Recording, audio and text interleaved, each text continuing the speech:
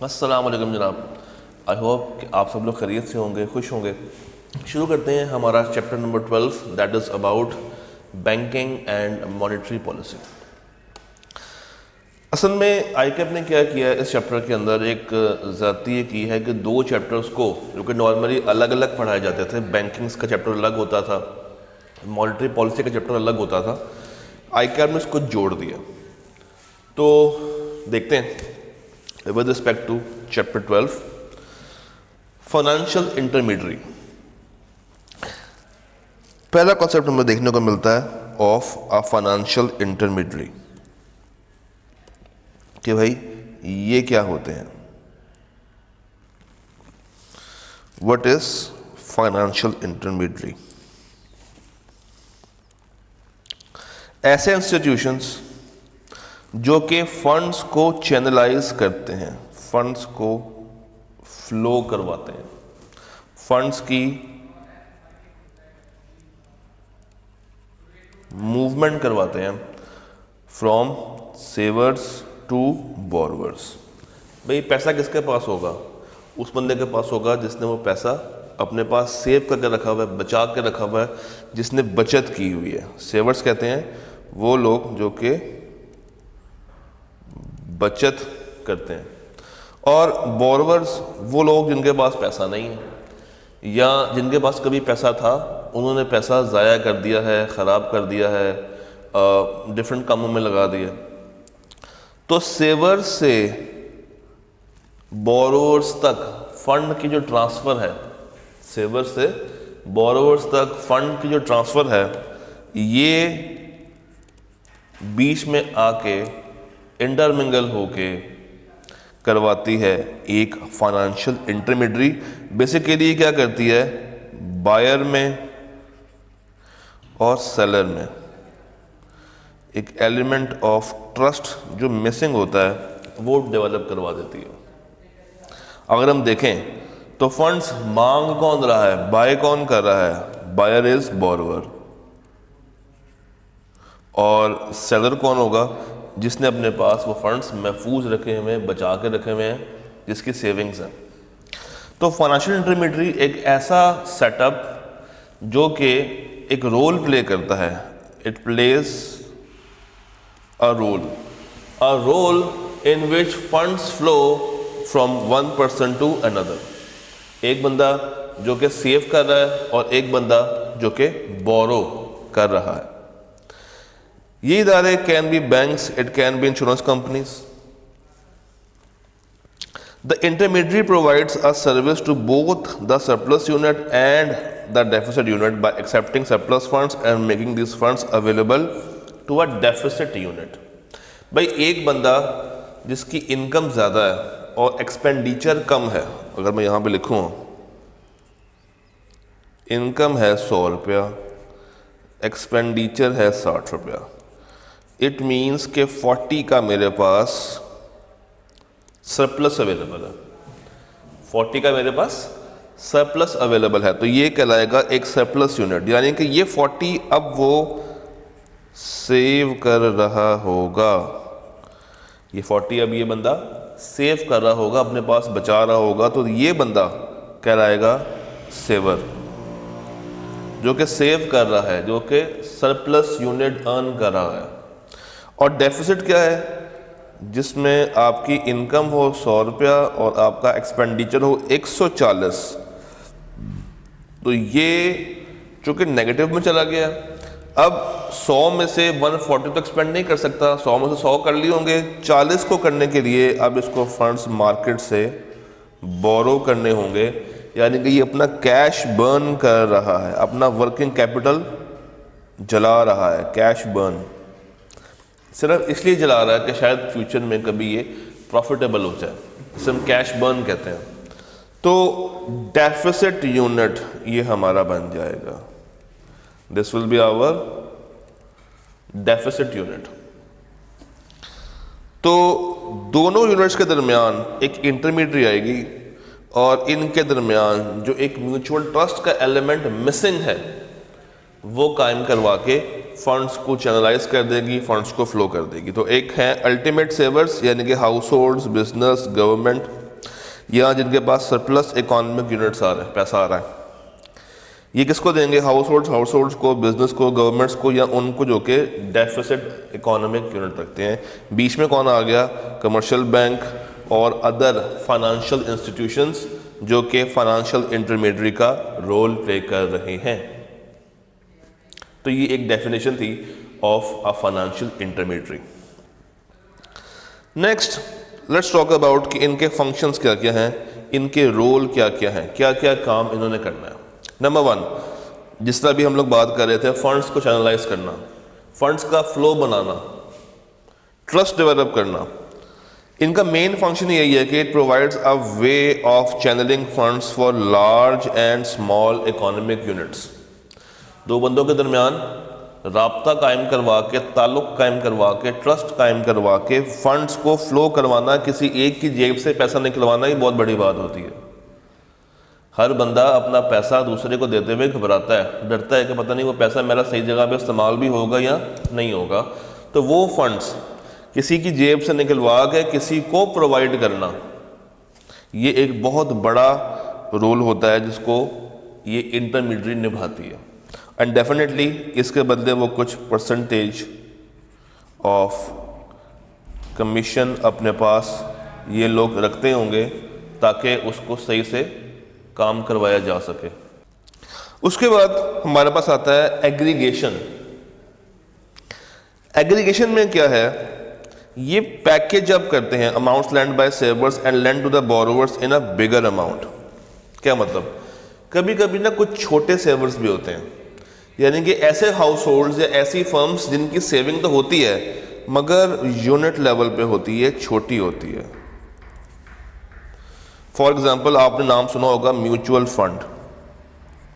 ये mutual fund क्या है? बेसिकली ये भी एक किस्म है ऑफ अ फाइनेंशियल इंटरमीडियरी जो कि डिफरेंट लोगों से थोड़ा थोड़ा पैसा अपने पूल में डालते हैं, एक फंड खड़ा करते हैं, फिर उस जमा किए हुए पैसे को आगे इन्वेस्ट करते हैं और वहाँ से जो रिटर्न आता है उसका कुछ हिस्सा इन्वेस्टर्स को देते हैं और कुछ अपने पास as a percentage, as a revenue model रख लेते हैं। तो अगर सेवर्स कम तादाद में हैं, तादाद भी कम हो, अमाउंट भी कम हो, या तादाद ज़्यादा हो और अमाउंट कम हो, तो दोनों केसेस के अंदर अगर बोरोवर को पैसा चाहिए ज़्यादा तो ये मल्टीपल ABCDEFGH इन सब से पैसा लिया और लेके दे दिया एक्स को। एक्स को जितना पैसा चाहिए था ना सारा का सारा ए के पास था, ना बी के पास था, ना सी के पास था, ना डी के पास था, ना ई के पास था, ना एफ के पास था, ना जी के पास था, ना एच के पास था। वो था किसके पास? किसी के पास नहीं था। कंबाइन करके जब जोड़ा गया तब इकट्ठा हुआ और इनको म्यूचुअल फंड में डाल के जितना पैसा आया अब वो प्रोवाइड कर दिया किसको? एक्स को दे दिया कि भाई अब तुम अपना काम कर सकते हो। Risk transformation. Risk transformation. An individual saver may not wish to lend an individual borrower considering the borrowers to be a bad debt risk. ये एक रिस्क हमेशा पाया जाएगा कि अगर मैं किसी को उधार दे दूं पैसे अपनी जेब से निकाल के अगर मैं किसी की जेब में डाल दूं तो क्या परसेंटेज ऑफ चांस है कि वो मेरा पैसा लेके भागेगा? नहीं। बैड डेट कहते हैं एक बंदा आपके पैसे लेके भाग गया, आपको आपके पैसे रिटर्न नहीं किए उसने, ये बैड डेट रिस्क है।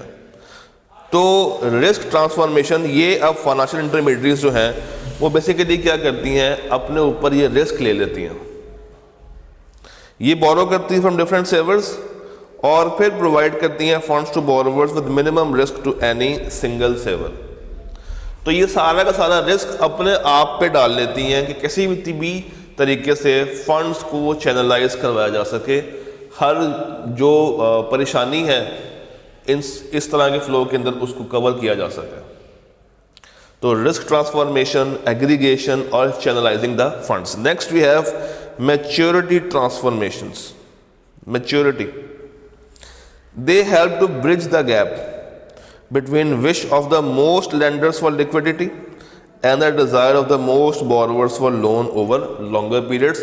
लोग ख्वाहिश भी करते हैं कि यार मेरे पास पैसा पड़ा हुआ है और वो किसी काम नहीं आ रहा, एक पैसा अगर आपके पास पड़ा हो और वो किसी काम ना आ रहा हो तो आहिस्ता आहिस्ता उसकी वैल्यू गिरना शुरू हो जाती है। क्या मतलब, 100 रुपये का नोट तो 100 रुपये का रहेगा, तो वैल्यू कैसे गिरेगी? वैल्यू ऐसे गिरेगी कि अगर उस टाइम पे आप 100 रुपये से 10 चीज़ें बाय कर सकते हैं, आफ्टर 1 ईयर वही 100 रुपये का नोट उसी वैल्यू का अब 10 नहीं 8 चीज़ें बाय कर पाएंगे। इसका मतलब है कि उसकी वैल्यू गिर रही है, कम हो रही है। तो लोग ये कहते हैं कि भाई इससे अच्छा कि हम अपने पास पैसा रखें जिसकी वैल्यू भी कम हो, हम ये पैसा किसी और को दे दें इंटरेस्ट के ऊपर, ताकि जब हम मैच्योरिटी के ऊपर उससे पैसा वापस मांगें तो मेरा पैसा ट्रांसफॉर्म हुआ हो, बढ़ा हो, उसके अंदर इंटरेस्ट का एलिमेंट ऐड हुआ हो। वो 100 रुपया साल के बाद 110 का हो जाए, फिर 120 का हो जाए, फिर 140 का हो जाए, फिर 200 का हो जाए। तो ये भी एक मेथड है जिससे आप एज अ पर्सन इन्फ्लेशन को टैकल कर सकते हैं। क्यों? अब आपका पैसा उसी रेट से बढ़ रहा है तो आपको कभी भी महंगाई इस तरीके से फील नहीं होगी। तो फाइनेंशियल इंटरमीडिएटरी क्या करती है, ये ऐसे लोग ढूंढते हैं, एक जो पैसा लेने में इंटरेस्टेड हो, एक जो पैसा देने में इंटरेस्टेड हो, और देगा तो अल्लाह वास्ते तो वो देगा नहीं, वो देगा एक स्पेसिफिक रेट ऑफ इंटरेस्ट के ऊपर। तो यहाँ पे हर बंदे की लिक्विडिटी डिज़ायर्स को मीट करने के लिए, हर बंदे की लिक्विडिटी डिज़ायर्स को मीट करने के लिए ये फंड्स को फ्लो करवाया जाता है from one person to another, from saver to borrower.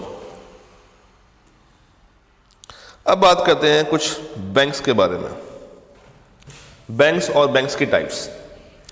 हमारे पास जो नॉर्मल बैंक्स आप लोग देखते हैं, मिजान बैंक हो गया, बैंक अल्फला हो गया, हबीब बैंक हो गया, फैसल बैंक हो गया, जो आप जिनको बैंक असल में मानते हैं या जिन बैंक्स को आपने आज तक ज़िंदगी में देखा है, वो कहलाते हैं कमर्शियल बैंक्स। वो बैंक्स होते हैं कमर्शियल बैंक, यानी कि एक ऐसा इदारा जो कि डिपॉजिट्स एक्सेप्ट करता है, आपसे पैसा रिसीव करता है और वेरियस लोन्स प्रोवाइड करता है दूसरों को। यानी कि आपसे पैसा लेके अपने पास रखता है और उसी पैसे को आगे जोड़ के पैसा जिनको जरूरत होती है उनको पैसा प्रोवाइड करता है in the form of loan under his own guarantee. तो बैंक कमाता कैसे है? बैंक लोन से आने वाले इंटरेस्ट पे तो जी रहा होता है, क्योंकि आपने अगर करंट अकाउंट खुलवाया हुआ है तो आपके पैसे तो बैंक के पास आ गए, आपको तो उसके ऊपर कोई इंटरेस्ट भी नहीं मिल रहा। बैंक ने क्या किया है, उसी पूल को जमा किया और आगे किराए पे चला दिया और वो किराया एंजॉय कर रहा है। तो बेसिकली ये डिपॉजिट्स एक्सेप्ट करेगा, इसकी इनकमिंग क्या होगी, इनकमिंग ऑफ फंड्स क्या है, डिपॉजिट्स, और आउटफ्लो ऑफ फंड्स क्या है, लोन्स। आउटफ्लो ऑफ फंड्स क्या है, लोन्स। तो after checking the account service, देख के कि अगले बंदे की क्या रेटिंग है, क्या वो वक्त पे पैसा वापस कर देगा नहीं कर देगा, वो लोन्स को ऑफर करता है, वेरियस टाइप ऑफ लोन्स को ऑफर किया जाता है। एंड उसके अलावा वो डिफरेंट जो आपके पास फाइनेंशियल प्रोडक्ट्स होते हैं, जिस तरह लीज हो गया, सेफ्टी लॉकर्स हो गए, बिल्स वगैरह की पेमेंट हो गई, सर्टिफिकेट ऑफ डिपॉजिट हो गए, बैंक ड्राफ्ट हो गया, ये इस तरह के काम भी वो साथ साथ करते रहते हैं। मगर जो उनका मेन सोर्स ऑफ इनकम है दैट इज़ डिपॉजिट लेके आगे उसको लोन की फॉर्म में देना। प्राइम इसके जो एग्जांपल्स है that is allied bank, Alfalah bank और अस्करी बैंक। आप किसी भी बैंक का यहाँ पे नाम लिख सकते हैं। तो ये कमर्शियल बैंक है, बेसिकली ऐसा बैंक जो कि कमर्शियल ट्रांजैक्शंस करता है, ऐसा बैंक जो कि रूटीन नेचर की ट्रांजैक्शंस के अंदर इन्वॉल्व है, ऐसा बैंक जो कि कॉन्ट्रैक्चुअल बेसिस पे काम करता है, ऐसा बैंक जो कि बायर्स एंड सेलर्स को डील करता है, ये कमर्शियल बैंक है। एक ऐसा फाइनेंशियल इंस्टीट्यूशन जो कि डिपॉजिट ले, ऑफर करे चेकिंग अकाउंट सर्विसेज, आपको का अकाउंट वगैरह खोल के दे और आगे वेरियस लोन्स प्रोवाइड करे। एंड इसके साथ साथ जो बेसिक प्रोडक्ट्स हैं लाइक COD और सेविंग अकाउंट्स और लीज और सेफ्टी लॉकर्स, इस तरह की चीज़ें भी वो प्रोवाइड करते हैं। Then we have retail bank. Retail bank ये ऐसे बैंक होते हैं जो कि आपको अदर बैंकिंग सर्विसेज प्रोवाइड करते हैं, नॉर्मली मॉर्गेजेस, पर्सनल लोन्स, तो इनको हम रिटेल बैंक का नाम देते हैं। ये इसी की एक सब कैटेगरी में आती है। यानी कि रिटेल बैंक कौन सा है? ऐसा बैंक जिसका टारगेट है mass market in which individual customers can purchase mortgage, checking accounts, personal loans and इसके अलावा होने वाली बैंकिंग सर्विसेज। नॉर्मली ये मिलजुल के ही काम कर रहे होते हैं। हर बैंक के अंदर डिपार्टमेंट बने होते हैं, जिस तरह आप देखते हैं बैंक अल्फला। अब बैंक अल्फला एक अलग है और एक इस्लामी वर्जन अलग है। फिर स्पेशलाइज्ड बैंक। स्पेशलाइज्ड बैंक वो बैंक होते हैं जो कि सिर्फ और सिर्फ एक स्पेसिफिक इंडस्ट्री को, स्पेसिफिक सेक्शन को टारगेट करते हैं, उसी तरह के कस्टमर्स को डील करते हैं। जिस तरह ZTBL, ज़राई तरक्याती बैंक, इनका काम ही ज़राअत के अंदर है। SME बैंक्स, इनका काम ही स्मॉल एंड मीडियम साइज्ड जो आपकी कंपनीज हैं उनको सपोर्ट करना है। कोऑपरेटिव बैंक ये ऐसे बैंक होते हैं जो कि कोऑपरेटिव सोसाइटीज़ के साथ मिल के चलते हैं। इन्वेस्टमेंट बैंक ये वो बैंक है जो कि इन्वेस्टमेंट्स करवाता है। इसका मेन काम ही क्या है? To provide investment financial services to his clients, जिसमें अमार इन्वेस्टमेंट है, अलबराका है, बैंक अल हबीब है, बैंक अल्फला है और बहुत सारे नाम आप यहाँ पे ऐड कर सकते हैं। मगर MCQ पॉइंट ऑफ व्यू से आपको बस बैंक का आइडिया होना चाहिए कि किसकी क्या सर्विसेज हैं। अब जिस तरह अगर आपसे पूछता है कि भाई स्पेसिफिक इंडस्ट्री को, स्पेसिफिक सेक्टर को टारगेट करने वाला बैंक कौन सा है, that would be specialized bank. आपसे कहा जाता है कि भाई लोन्स डिपॉजिट्स कौन दे रहा है, कमर्शियल बैंक। इन्वेस्टमेंट कौन करवा रहा है, इन्वेस्टमेंट बैंक। तो इस तरीके से आके आपसे ये बातें पूछ सकता है। अब कमर्शियल बैंक के क्या क्या फंक्शंस हैं? नंबर 1, उसने डिपॉजिट्स लेने हैं। उसका जो सबसे प्राइम फंक्शन है that is to receive deposits. One of the primary functions of the commercial bank is to receive deposits. लोग अपना सरप्लस पैसा, सरप्लस फंड्स रखवाते हैं ताकि वो उसके ऊपर प्रॉफिट अर्न कर सके, इंटरेस्ट अर्न कर सके, मगर वो फिर उनको रखवाना पड़ेगा सेविंग अकाउंट के अंदर, क्योंकि करंट अकाउंट में तो कुछ भी रिटर्न नहीं मिलता। फिर बैंक्स जब उनसे पैसा रिसीव कर लेते हैं तो पैसा रिसीव करने के बाद ये आगे उसी पैसे को किराए पे चला देंगे। पैसा उनसे रिसीव करने के बाद उन्हीं का पैसा आगे किराए पे चला देते हैं और लोन्स देके लोगों से इंटरेस्ट कमाया जाता है। तो जब आपने उनका पैसा अपने पास डिपॉजिट कर लिया है, सेव कर लिया है, अब ये लायबिलिटी किसकी है? बैंक की है कि उन्होंने वो पैसा वक्त पे वापस भी करना है। और उनको ये भी पता है कि हर कस्टमर ने फॉरेन से आकर पैसा वापस मांगना नहीं है हमसे। तो बैंक क्या करेगा? बैंक उसको लोन की फॉर्म में आगे चला देगा और जिसको फंड्स की ज़रूरत है उनको फंड्स अवेलेबल कर देगा और वहाँ से आने वाला interest is the main source of revenue for any bank. Then जो आपके negotiable instruments होते हैं, जिस तरह promissory note हो गया, bill of exchange हो गया, चेक हो गया, उसकी डिस्काउंटिंग आपने I2B के अंदर डिस्काउंटिंग या फैक्टरिंग पढ़ा होगा चैप्टर 4 में सोर्स ऑफ बिजनेस फाइनेंस के अंदर। तो यही तो ये काम है। बिल ऑफ एक्सचेंज क्या है? बेसिकली एक ऐसा इंस्ट्रूमेंट है जो कि क्रेडिट ट्रांजैक्शंस करवाता है। बिल ऑफ एक्सचेंज एक ऐसा इंस्ट्रूमेंट है जो कि क्रेडिट ट्रांजैक्शंस करवाता है। जब आप आगे आएंगे कैप 4 में तो उसके ऊपर तसल्ली से बात करेंगे हम लोग। Seller of goods and services जो है वो उसके पास एक डॉक्यूमेंट्री एविडेंस है, एक कागज़ पे लिखा हुआ एक एविडेंस होता है जिसमें एक बंदा गारंटी करता है कि भाई इस टाइम पे इस बंदे को पैसे पे कर देना। It's just like a cheque, मगर पुराने ज़माने का। बिल ऑफ एक्सचेंज को जब आपने समझना हो ना तो आप चेक को समझें। चेक में क्या होता है? बेसिकली मैंने एक चेक साइन किया, यहाँ पे बैंक का नाम आ रहा होगा,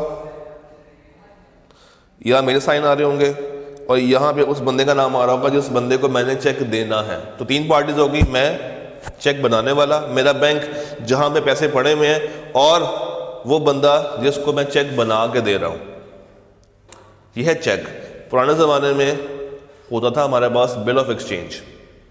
बिल कहते हैं कागज़ को, नोट को, डॉक्यूमेंट को। एक्सचेंज जिसका एक्सचेंज पॉसिबल है, पर्ची कह लें आप। तो एक से दूसरे के पास, दूसरे से तीसरे के पास, तीसरे से चौथे के पास, इस तरह फ्लो करते हैं। और हर कोई जब आगे ट्रांसफ़र करता है तो अपना पैसा रिसीव कर लेता है in the form of discounted value, original से कम वैल्यू के ऊपर वो रिसीव कर लेता है। आपने क्यूएम के अंदर डिस्काउंटिंग भी सीखी होगी, कंपाउंडिंग और होती है, डिस्काउंटिंग और होती है। तो बैंक यहाँ पर आके अपने कुछ सर्विस चार्जेस वगैरह भी डिडक्ट कर रहा होता है, और जब उस नोट की मैच्योरिटी आती है तब उसको पे बैक कर देता है। फिर lockers facility. Lockers facility, safety lockers provide किए जाते हैं जहां पे लोग आके अपने वैल्यूएबल्स लाइक ज्वेलरी, डॉक्यूमेंट्स वगैरह रख लेते हैं, और बैंक उसके साथ साथ एक नॉमिनल फ़ी उनसे चार्ज कर रहा होता है। उसके बाद ये क्रेडिट भी क्रिएट करता है, ये जनरेट करता है फंड्स फॉर द लोन, और ये हम मज़ीद भी पढ़ेंगे आगे जाके। आपने देखा होगा मल्टीप्लायर का कॉन्सेप्ट, सेम कॉन्सेप्ट यहाँ पे फिर से अप्लाई होता है, क्रेडिट क्रिएशन। ये भूख बढ़ाता है उधार की, उधार की भूख बढ़ाता है, उधार की तलब पैदा करता है, उधार का लालच पैदा करता है, जिससे वो रिटर्न कमाता है। तो ये कुछ फंक्शंस हैं बैंक के। जनाब, क्रेडिट, क्रेडिट क्या है? उधार, क्रेडिट कहते हैं उधार को। एक ऐसा कॉन्ट्रैक्चुअल एग्रीमेंट जिसमें बोरोवर, जिसको पैसे की ज़रूरत है, उसने रिसीव किए हैं पैसे इन एक्सचेंज के वो फ्यूचर में आपको पैसे वापस कर देगा। क्या सिर्फ उतने ही पैसे वापस करेगा? नहीं, विद इंटरेस्ट, मुनाफे के साथ वो आपको आपका पैसा वापस कर रहा होगा। इसे हम कहते हैं क्रेडिट लेना, उधार लेना। क्रेडिट को आप लोग लोन भी कह सकते हैं, which refers to the use of someone else fund with the promise of repayment in future with or without interest। तो इसका मतलब है कि क्रेडिट के अंदर इंटरेस्ट हो भी सकता है और नहीं भी हो सकता, दोनों पॉसिबिलिटीज होती हैं। आप उधार के ऊपर कमा भी सकते हैं और नहीं भी कमाते हैं, बोथ पॉसिबिलिटीज एग्जिस्ट। तो किसी और का पैसा जब आप इस्तेमाल करते हैं और उससे कमाते हैं, तो जब वो पैसा वापस किया जाता है तो उसके ऊपर जो आप प्रॉफिट पे करते हैं उसको हम कहते हैं इंटरेस्ट। तो क्रेडिट क्या है? उधार से लिया हुआ पैसा जो कि आपका नहीं है। आपने वो पैसा या शॉर्ट टर्म के लिए लिया होगा या लॉन्ग टर्म के लिए लिया होगा, और अब आपने ये पैसा, ये क्रेडिट, ये उधार अगले बंदे को वापस करना है, अगले बंदे को वापस भी पहुंचाना है। ये है क्रेडिट। आपके पास ये एक लायबिलिटी है, ये कोई एसेट नहीं है, ये लायबिलिटी है। चाहे वो लायबिलिटी शॉर्ट टर्म लोन में हो या वो लॉन्ग टर्म लोन में आती है। Credit money, any financial instrument जिसको अभी फौरन से रीपे नहीं करना। तो वही बात हो गई, एक ऐसा फाइनेंशियल इंस्ट्रूमेंट, ये कैश हो सकता है, कॉइन हो सकता है, बिल ऑफ एक्सचेंज हो सकता है, चेक हो सकता है, जिसको आपने फ़ौरन से रीपे नहीं करना, बाद में फ्यूचर में आराम से रीपे करते रहेंगे इंटरेस्ट के साथ। ये है क्रेडिट, ये है उधार। अच्छा, उधार सिर्फ पैसों का नहीं होता, सामान का भी होता है। आपने पढ़ा होगा क्रेडिटर्स, फिर आपने पढ़ा होगा सप्लायर्स। इन दोनों में क्या फ़र्क है? क्रेडिटर में और सप्लायर में क्या फ़र्क होता है? सप्लायर नॉर्मली गुड्स का होता है या सर्विसेज का होता है, और क्रेडिटर गुड्स का हो सकता है, और कभी कभी हम इसको पैसे का भी काउंट कर लेते हैं, तो क्रेडिटर मनी का भी होता है। कभी कभी आपको पैसा नहीं दिया जाता, बंदा कहता है कि भाई तुम मेरे से सामान खरीद कर अपनी दुकान पर रख लो, जब ये बिकेगा तो मुझे पैसे दे देना। यानी कि अभी उधार में मैं तुम्हें सामान दे के जाता हूँ, तुम इसको रखो, जब ये बिक जाएगा तो मुझे पैसे दे देना। तो चूंकि वो कैश में नहीं दे रहा, वो उधार में दे रहा है, इसका मतलब है कि वो ओरिजिनल जो कैश की सेलिंग प्राइस है उससे ऊपर देगा, ज़्यादा कॉस्ट पे देगा।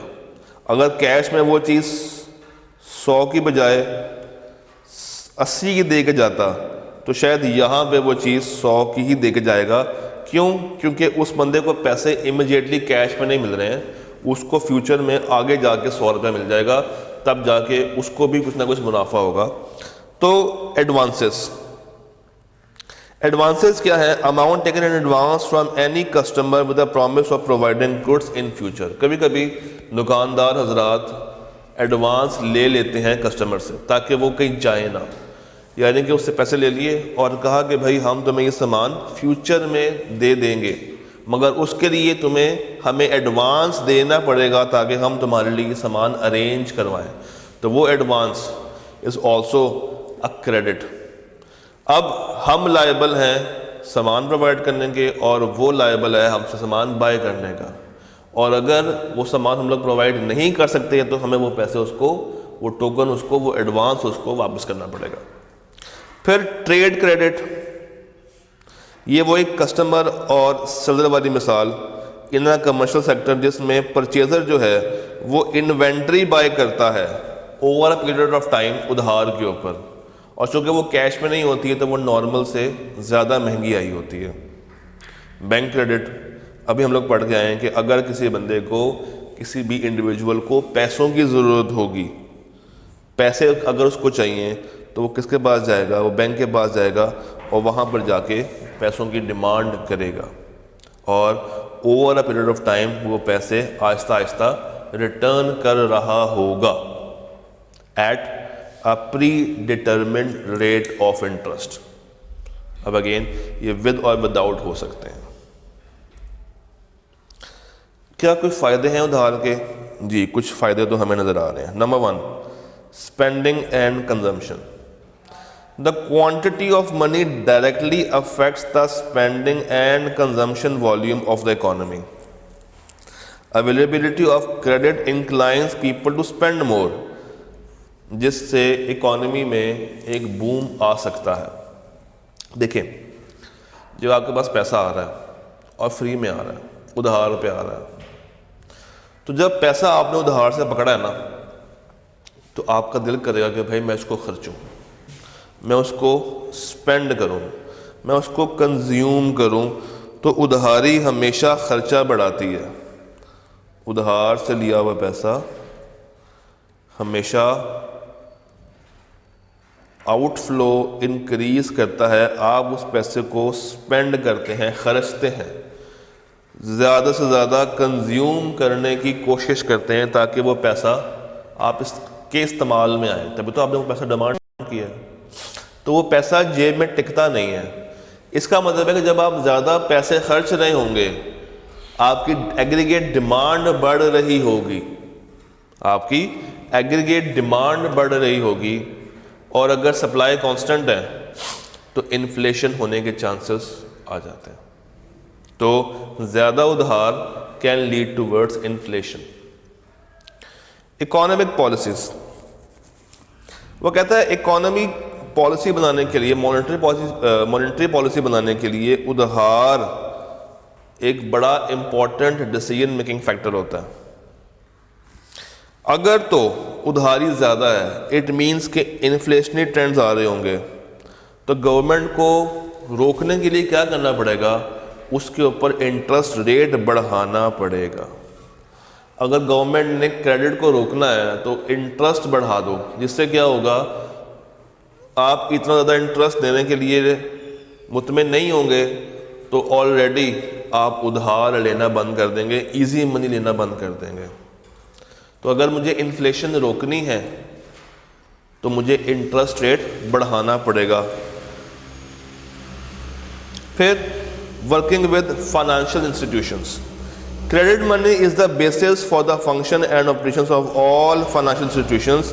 It is equally important for money lenders, brokerage houses, acceptance houses and for all those who generate their livelihood just because there is money in the world. भाई पैसा होगा ना, जब पैसा होगा उसी पैसे से तमाम फाइनेंशियल इंस्टीट्यूशंस भी काम करेंगे, वही पैसा बार बार सर्कुलर फ्लो में मूव करेगा। आज मेरे पास है, कल आपके पास है, आगे किसी और के पास है, फिर वो बैंक के पास चला गया, बैंक ने आगे उधार पे दे दिया, तो वो पैसा फ्लो करता है। पैसा हमेशा पैसे को अपनी तरफ खींचता है। तो उसी से तमाम तर फाइनेंशियल इंस्टीट्यूशंस भी वर्क करते हैं। उनकी भी रोजगारी किस पे लगी हुई है? इंटरेस्ट के ऊपर। और वो इंटरेस्ट कब कमाएंगे? जब वो हमें पैसा उधार पे देंगे। International trade, credit money has also greatly expanded the international trade. The difference between cost of production among various parts of the world can be calculated with money to value scarce as well as abundant resource. The difference in cost lead to inflationary international trade. तो international trade करने के लिए भी, import export करने के लिए भी आपको पैसे की ज़रूरत है। और अगर वो पैसा आपके पास नहीं है तो वो पैसा आप उठाते हैं उधार के ऊपर, लोन के ऊपर, तो उससे क्या होता है? आपकी कॉस्ट ऑफ प्रोडक्शन बढ़ जाती है। जब आपने इंटरेस्ट पे करना है तो डेफिनेटली यहाँ के का फॉरेक्स और होगा, दूसरे मुल्क का फॉरेक्स और होगा, उससे आपकी कॉस्ट बढ़ेगी, मगर you will be able to get a good international trade even at increase cost. Government projects, credit money is perhaps the basic need of government because government जो है उसने पैसा बर्न करना होता है in revenue and non revenue expenditures, development and non development expenditures. तो हर वो काम, maintenance of law and order, defence, justice, हर वो काम जो कि इन्होंने करना है, हर वो काम जो कि इन्होंने करना है फॉर पब्लिक सेक्टर, तो वो कैसे करेंगे? जब उनके पास पैसा होगा, और ये पैसा वो अक्सर डेट के फॉर्म में बाय कर रहे होते हैं, बोरो कर रहे होते हैं from other countries like Qatar, Saudia, जिनको आप फ्रेंड्स ऑफ पाकिस्तान भी कहते हैं, इंक्लूडिंग चाइना ऑल्सो। तो ये रहे मेरे पास एडवांटेजेस ऑफ क्रेडिट। अब आगे चलते हैं जी, अब आगे चलते हैं, बात करते हैं ऑन डिसएडवांटेजेस के ऊपर। क्या क्या मसले मसाइल हैं जब आप लोग उधार पे पैसा पकड़ते हैं? सबसे पहली चीज़ इन्फ्लेशन आ जाती है। क्रेडिट हमेशा इन्फ्लेशन को दावत देता है। क्यों? जितना ज़्यादा इजी पैसा आपके पास अवेलेबल होगा उतनी ज़्यादा आपकी एग्रीगेट डिमांड बढ़ जाएगी। जितनी ज़्यादा एग्रीगेट डिमांड बढ़ जाएगी उतना ज़्यादा ही इन्फ्लेशन का मसला आज आएगा, क्योंकि जो सप्लाई है that would remain constant, supply would remain constant और प्राइसेस इंतहा के बढ़ जाएंगे।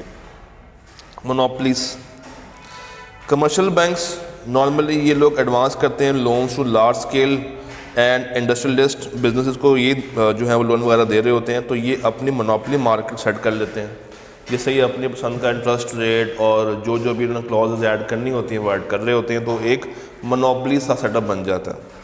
इकोनॉमिक इंस्टेबिलिटी, भाई वो पैसा जो कि आप लगा रहे हैं उधार का पकड़ के, वो आपका तो है नहीं, तो liberal credit policies can lead to hyper inflation and economic instability. Inflation जब बहुत ज़्यादा बढ़ जाए, जिस तरह जिम्बाब्वे में है, आप वहाँ पे बोरियां भर के डॉलर्स लेकर जाते हैं और सिर्फ एक ब्रेड लेकर आते हैं, तो हाइपर इन्फ्लेशन वहाँ पे पाई जाती है। अनप्रोडक्टिव लोन्स,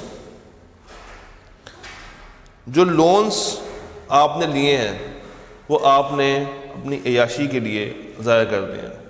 अब पैसा भी आप पे चढ़ गया, इजी मनी भी आपको मिल गई, और अब आपने उसको वापस करना है। असल में हम लोग लेते टाइम ये भूल जाते हैं कि उसको हमने वापस भी करना है।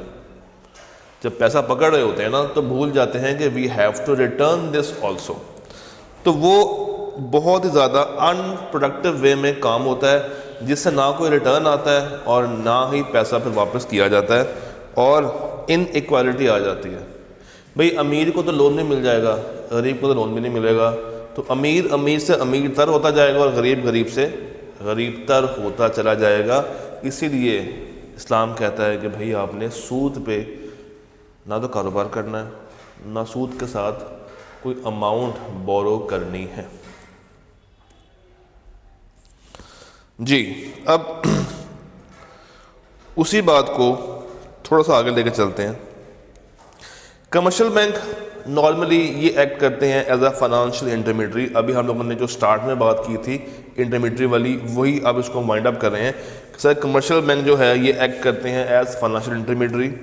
ये लिंक प्रोवाइड करते हैं बिटवीन बोरोवर्स एंड सेवर्स। एक बंदा जिसकी विश है कि उसने पैसे सेफ रखने हैं, तो वो कहाँ पे जमा कराएगा? बैंक के पास, और उसके बाद वो उसको रिट्रीव कर लेगा एट एनी गिवन टाइम। जो इंसेंटिव देता है एक बैंक दूसरे को, वो है कि हम आपका पैसा अपने पास महफूज करके रख लेंगे ताकि आपसे ये पैसा चोरी ना हो जाए, तो उसको महफूज वाला पॉइंट मिल गया। अब बैंक ने वो पैसा आगे इस्तेमाल करना है और लोगों से इंटरेस्ट अर्न करना है। तो ये जो पूरा प्रोसेस है ये कहलाता है ये कहलाता है फाइनेंशियल इंटरमीडिएशन का पूरा कॉन्सेप्ट।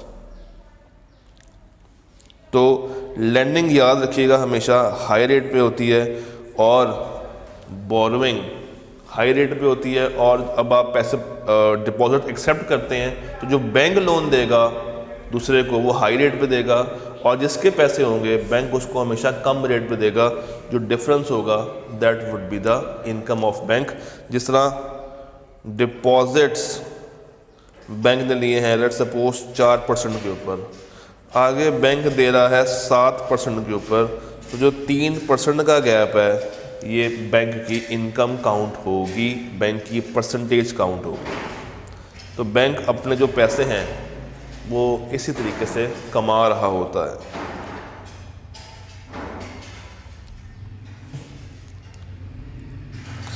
अब आगे चलते हैं और इसी के साथ जोड़ के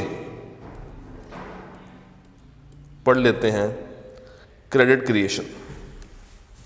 ध्यान से अब आपने सारी बातें मेरी सुननी है। There are two major functions of a commercial bank. हमें पता है क्या? लोन्स और डिपॉजिट्स। डिपॉजिट्स लेते हैं लो रेट ऑफ इंटरेस्ट पे,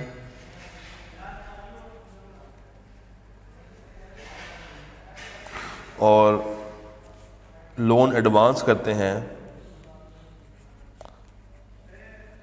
हाई रेट ऑफ इंटरेस्ट पे। जब कोई कमर्शियल बैंक लोन देता है, क्रेडिट देता है, तो बेसिकली वो एक पूरा प्रोसेस इनिशिएट करता है। इसे हम कहते हैं क्रेडिट क्रिएशन। यानी कि बैंक ने क्रेडिट क्रिएट किया है, बैंक ने उधार क्रिएट किया है आपके लिए। तो ये पूरा प्रोसेस कहलाता है credit creation. When people deposit their cash in the bank, bank do not keep the whole of such amounts ideal. Bank उस अमाउंट को कभी भी आइडियल नहीं रखता। जब लोग अपना पैसा बैंक में लेके जाते हैं और बैंकों के हवाले कर देते हैं, तो वो बैंक कभी भी वो पैसा अपने पास आइडियल नहीं रखता। हाँ, कुछ रिजर्व आप कह लें 20-80 की रेशो, 30-70 की रेशो,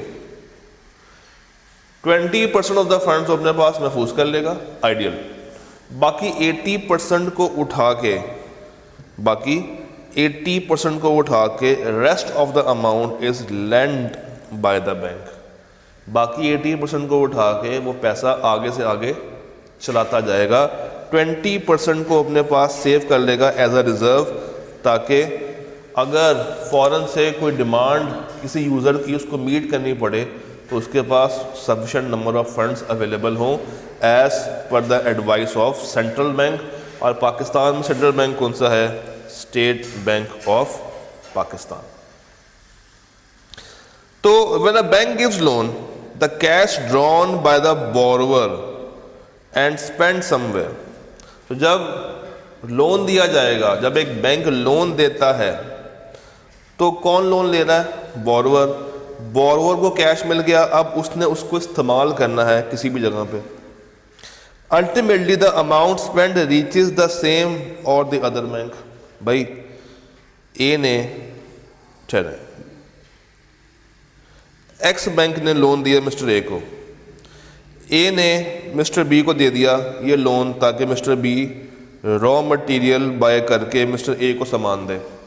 मिस्टर बी ने रॉ मटेरियल बाय किया मिस्टर सी से, मिस्टर सी ने मिस्टर डी से, मिस्टर डी से मिस्टर ई को। तो ये रोटेट होता होता होता होता वापस या उसी बैंक में आ जाएगा या किसी और बैंक में चला जाएगा। तो पैसा ऐसे ही फ्लो करता है, एक जेब से निकल के दूसरी जेब, दूसरे से निकल के तीसरी जेब, तीसरी से चौथी जेब, चौथी से पांचवी जेब। इसका फ्लो हमेशा पूरा सर्कल में होता है। तो इस तरह ये पूरा प्रोसेस रिपीट होता है और मल्टीपल जनरेशन्स होती हैं, यानी कि मल्टीपल डिपॉजिट्स आएंगे, मल्टीपल एडवांसमेंट्स आएंगे और ये पूरा प्रोसेस कहलाता है क्रेडिट क्रिएशन। आप ये भी कह सकते हैं कि भाई how commercial banks make money, वो पैसा कैसे कमाते हैं। It's just similar to that multiplier effect, very much similar to that concept. हम एक मिसाल लेकर चलते हैं। हमने कहा कि जनाब इनिशियल डिपॉजिट है 1000 रुपये का, रिजर्व रेशियो है 20 रुपीज़ की। आपको याद होगा वहाँ पे मार्जिनल प्रोपेंसिटी टू सेव होती थी, तो यहाँ पे क्या है? Cash reserve. और यानी कि अगर 20% रिजर्व किया जा रहा है तो 80% would be marginal propensity to consume, इस्तेमाल हो रहा होगा। ठीक है, बैंक के पास कोई और रिजर्व नहीं है, people keep all the savings in bank और तमाम ट्रांजेक्शन बैंक के थ्रू हो रही हैं। ये हमने कुछ अजम्पशंस ले लिए हैं, आइए देखते हैं। पहला बैंक 1000 रुपया, एक बंदा 1000 रुपया बैंक को देके गया, 1000 में से 200 रुपया उसने अपने पास रिजर्व रख लिया। क्यों? पीछे भी हम देख कर आए हैं कैश रिजर्व रेशो कितनी है? 20%।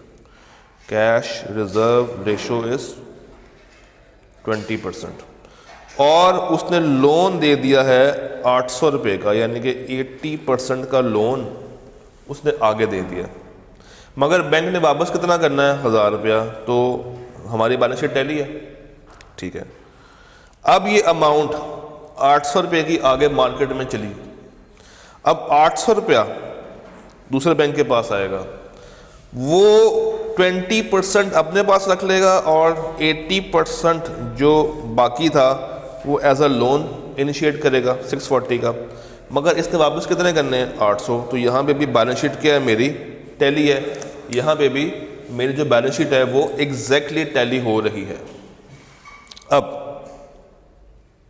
ये प्रोसेस पूरा रिपीट होगा but different banks and operations, ये रिपीट होगा पूरा प्रोसेस। अब देखिए 1000, 800, 200, ये 200 यहाँ पे पड़े हुए, 800 यहाँ पर आ जाएगा, 20% इधर आ जाएगा 512। तो इस तरह करते करते करते nth नंबर ऑफ टाइम पे हम जब पहुँचेंगे तो हमारे पास 5000, 4000 और 1000 की फिगर आ रही होगी जी। तो हमें ये कहानी नज़र आई मल्टीप्लायर की। अब अगर आपका मल्टीप्लायर वाला कॉन्सेप्ट क्लियर है तो ये टेबल आप ऑलरेडी बड़े अच्छे वे में बना सकते हैं जनाब। The banks together are able to generate multiply the expansion of reserves at each generation the banks have created money. देखिए ना, 1000 से कहानी शुरू हुई थी और पहुंचते पहुंचते कहानी कहाँ पर आ गई? 5000 के ऊपर। तो इसको आप लोगों ने निकालना कैसे है? मनी मल्टीप्लायर इज 1 ओवर जो आपने पैसा रिजर्व में रखा है। हमारी रिजर्व की रेशो क्या थी? 0.2, तो ये आ जाएगा 5 टाइम्स। और इसका मतलब है कि अगर इनिशियल डिपॉजिट या जो इनिशियल लोन दिया था वो 1000 का था तो उसका 5 गुना क्या हो जाएगा? 5000, जो कि यहाँ पे हमें देखने को मिल रहा है। Okay, factors affecting the size of money multiplier. Number 1, cash leakage. People holding cash outside of the banking system will reduce how much is passed on next generation bank. For example, अभी हमने क्या assume किया था कि किसी भी तरीके से कोई कैश लीकेज नहीं है, सारा का सारा पैसा सेव होता है बैंक में जाता है, कोई और ख़र्चा नहीं है, कोई और एमरजेंसी नीड नहीं है, कोई कुछ भी नहीं है। तो factors affecting the size of multiplier में सबसे जो पहली बात है दैट इज़ कैश लीकेज। अगर कैश लीकेज हो रहा है तो उसका साइज इफेक्ट कर सकता है। जिस तरह 75,000 का लोन लिया, 15,000 अपने पास रखा, मगर 60,000 रुपया एमरजेंसी के अंदर ज़रूरत में इस्तेमाल हो गया। Excess reserve, some banks will choose to hold additional reserves for strategic reasons. कुछ बैंक पैसा होल्ड कर लेते हैं ताकि वो फ्यूचर में किसी स्ट्रेटेजिक रीज़न की वजह से फंस ना जाएं, और उसको अगर वहाँ पे पैसा इस्तेमाल करना है तो इसके लिए वो पैसा अपने पास बचा के रख लेते हैं। इसका भी इफ़ेक्ट आएगा उसके ऊपर। फिर कुछ अजम्पशंस जो हम लोगों ने पहले भी बात की है कि भाई साहब अनचेंज्ड रिजर्व रिक्वायरमेंट्स, जो रिजर्व रिक्वायरमेंट्स शुरू में थी वही सारी की सारी यहाँ पर होंगी। अमाउंट ऑफ इनिशियल डिपॉजिट वही रहेगा, किसी भी तरह से कोई कैश की जल्दी में रिक्वायरमेंट अवेलेबल नहीं है, कोई एक्सेस रिजर्व्स नहीं रखा जा रहा, और हमारे पास जो बैंकिंग सेटअप है वो बहुत हद तक डेवलप्ड हो चुका है। तो अगेन ये अब आपने रीड कर लेनी है। फिर कुछ लिमिटेशंस भी हैं। Total amount of cash, the larger this the more credit it can be created. Size of reserve ratio, जितनी लो रखेंगे इसका मतलब है कि ज़्यादा क्रेडिट क्रिएट होगा। लिक्विडिटी प्रेफरेंस, कितना % ऑफ द पीपल अपने पास कैश फिजिकली रखना पसंद करते हैं। How much cash people want to hold. अगर तो वो रखते हैं इट मीन्स के हाई इन्फ्लेशन है, then people may not wish to hold their money with the banks. Central bank policies, तो central bank may utilize a number of instruments to control how much credit is created by bank. और quality securities कितनी available हैं, ये चीज़ देखी जाती है for credit creation. तो यहाँ पे हमारा एक लेक्चर एंड होता है। अब हम लोगों ने बात करनी है next on central bank and it's monetary policy. अब आप लोगों ने क्या करना है कि इतना सारा एरिया ध्यान से रीड करना है। कॉन्सेप्ट्स आपके क्लियर हैं, बट अब आपने उसको रीड करना है, और रीड करते टाइम जो भी मसला है आपने फ़ौरन से व्हाट्सएप के अंदर आके पूछ लाजमी लेना है। तो मिलते हैं विद दिस पॉलिसी, तब तक के लिए अल्लाह हाफ़िज़।